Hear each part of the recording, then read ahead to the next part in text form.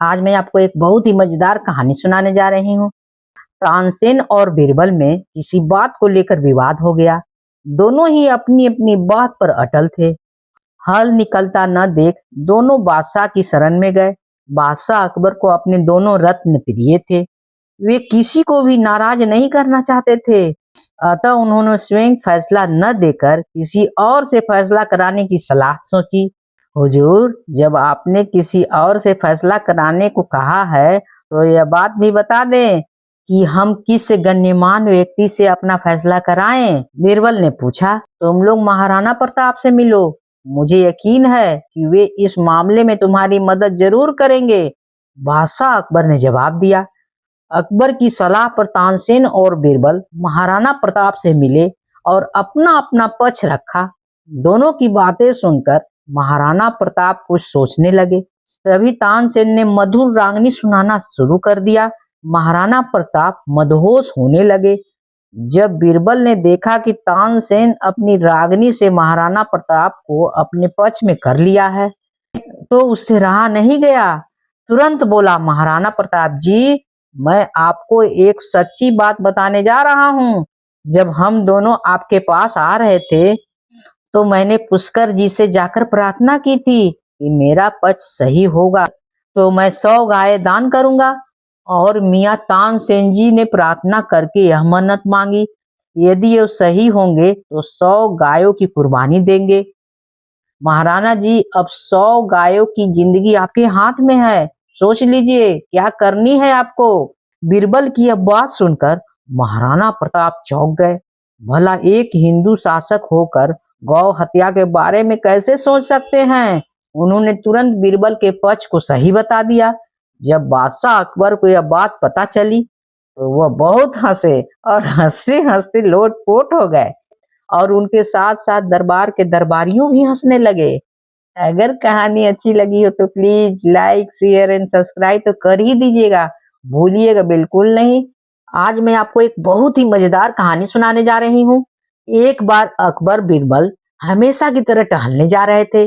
रास्ते में उन्हें एक तुलसी का पौधा दिखाई दिया तो मंत्री बीरबल ने झुककर प्रणाम किया। अकबर ने पूछा, ये कौन है?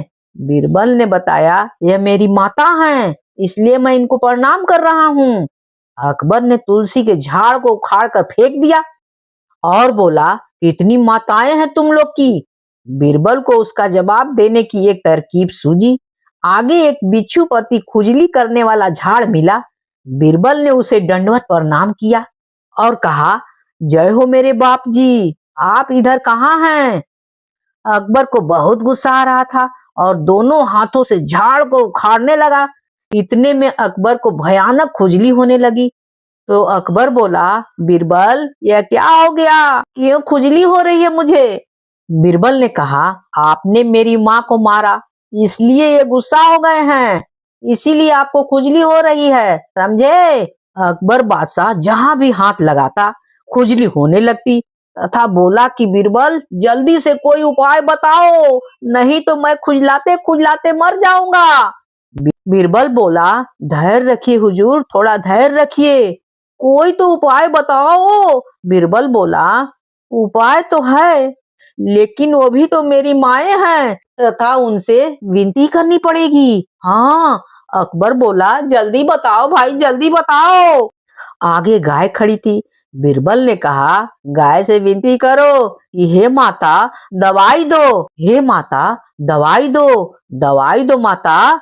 गाय ने गोबर कर दिया और अकबर के शरीर पर बीरबल लेप लगा दिए और अकबर के शरीर पर उसका लेप करने से फौरन खुजली में राहत मिली। अकबर बोला, बीरबल, अब क्या हम राजमहल में ऐसे ही जाएंगे? बताओ कोई क्या कहेगा? बीरबल ने कहा, नहीं बादशाह, हमारी एक और माँ है, उनसे आप मिलकर ही जाइएगा। ऐसे कैसे जाइएगा आप? सामने ही गंगा बह रही थी।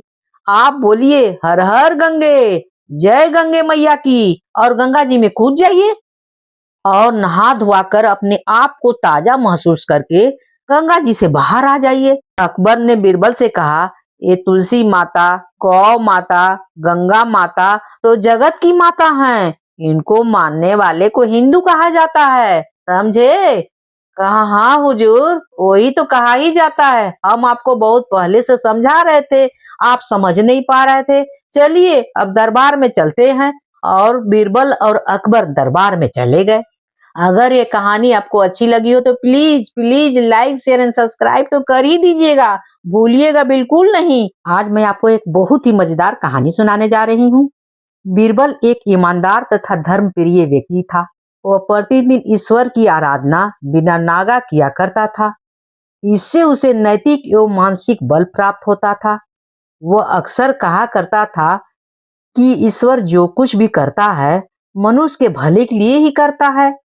कभी कभी हमें ऐसा लगता है कि ईश्वर हम पर दया दृष्टि नहीं रखता है, लेकिन ऐसा नहीं होता है। कभी कभी तो उसके वरदान को भी लोग शराब समझने की भूल कर बैठते हैं। वह हमको थोड़ी पीड़ा इसलिए देता है ताकि हम पीड़ा से बचे रहें और भगवान का आराधना किया करें। एक दरबारी को बीरबल की ऐसी बातें पसंद नहीं आती थी। एक दिन वह दरबारी दरबार में बीरबल को संबोधित करते हुए बोला, देखो ईश्वर ने मेरे साथ क्या किया है। कल शाम को जब मैं जानवरों के लिए चारा काट रहा था तो अचानक मेरी उंगली कट गई। क्या अब भी तुम इसे कहोगे कि ईश्वर ने मेरे लिए ये अच्छा किया है? बताओ। कुछ देर चुप रहने के बाद बीरबल बोला, मेरा अब भी यही विश्वास है, क्योंकि ईश्वर जो भी करता है मनुष्य के भले के लिए ही करता है। हाँ, अब क्या था? सुनकर वह दरबारी नाराज हो गया कि मेरी तो उंगली कट गई है और बीरबल को इसमें अच्छाई नजर आ रही है। मेरी पीड़ा तो जैसे कुछ भी नहीं।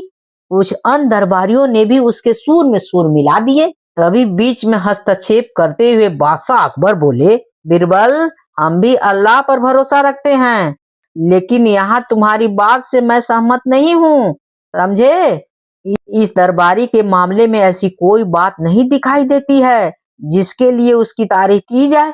बीरबल मुस्कुराता हुआ बोला, ठीक है जहां पना, समय ही बताएगा। अब हम क्या आपको बताएं। 3 महीने बीत चुके थे। वह दरबारी जिसकी उंगली कटी हुई थी घने जंगल में शिकार खेलने निकला हुआ था। एक दिन हिरन का पीछा करते हुए वह भटककर आदिवासियों के हाथ में जा पड़ा। वे आदिवासी अपने देवता को प्रसन्न रखने के लिए मानव बलि में विश्वास रखते थे। अतः वे दरबारी को पकड़कर मंदिर में ले गए बलि चढ़ाने के लिए। लेकिन जब पुजारी ने उसका शरीर का निरीक्षण किया तो हाथ की एक उंगली कम पाई गई। अब क्या हो? नहीं नहीं, इस आदमी की बलि नहीं दी जा सकती है। मंदिर का पुजारी बोला, यदि 9 उंगलियां वाली इस आदमी को बलि दिया जाएगा तो हमारे देवता प्रसन्न होने के बजाय क्रोधित हो जाएंगे। अधूरी बलि उन्हें पसंद नहीं है। हमें महामारियों, बाढ़ और सूखे जैसा प्रकोप झेलना पड़ सकता है। हाँ, इसलिए इसे छोड़ देना ही ठीक होगा। और उस दरबारी को मुक्त कर दिया गया। अगले दिन वह दरबारी दरबार में बीरबल के पास आकर रोने लगा।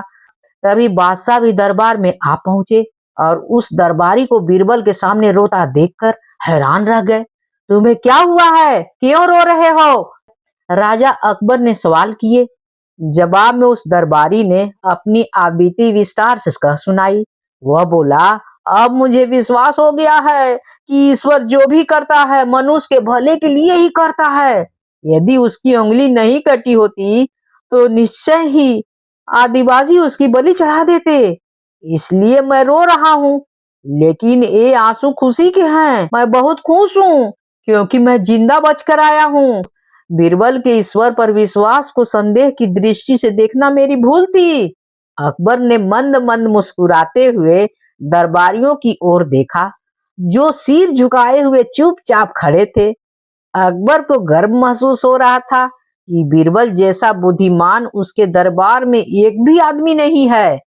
अगर कहानी अच्छी लगी हो तो प्लीज से please like share and subscribe तो कर ही दीजिएगा, भूलिएगा बिल्कुल नहीं। कहानी होती है समाप्त।